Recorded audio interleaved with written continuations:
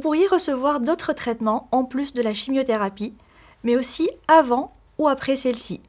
Une radiothérapie, une intervention chirurgicale, un traitement hormonal, un traitement biologique et une greffe de cellules souches par exemple.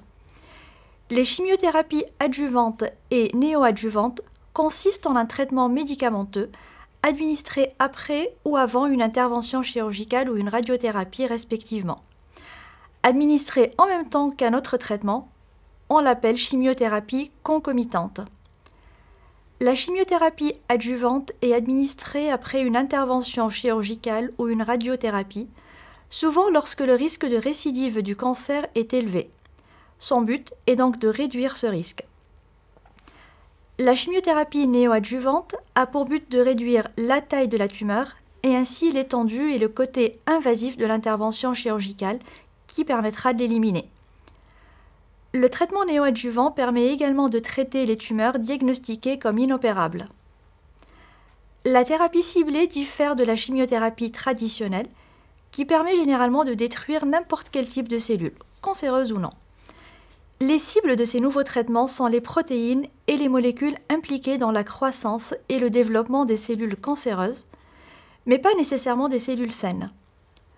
Le traitement endocrinien ou hormonal est une forme de thérapie ciblée et il est utilisé pour traiter le cancer et d'autres maladies. Certains cancers qui se développent dans les organes sensibles aux hormones, la prostate ou le sein par exemple, dépendent beaucoup des hormones qui les régulent. Ainsi, les traitements qui touchent ces hormones spécifiques peuvent s'avérer très utiles dans le traitement de ce type de cancer. De nombreux traitements ciblant ces cellules cancéreuses spécifiques sont désormais disponibles et l'avenir réserve de belles opportunités au traitement du cancer.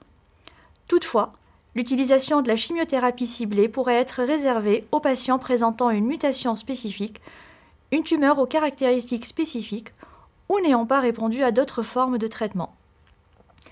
Les effets secondaires observés chez les patients suivant une thérapie ciblée sont généralement légers et peuvent disparaître une fois que le corps s'est habitué aux médicaments. Les plus courants sont les réactions allergiques comme les éruptions cutanées. Le traitement combiné consiste à administrer 2 médicaments différents ou plus pour plus d'efficacité. Les médicaments utilisés agissent généralement différemment sur les cellules cancéreuses, ce qui réduit la probabilité que le cancer y développe une résistance.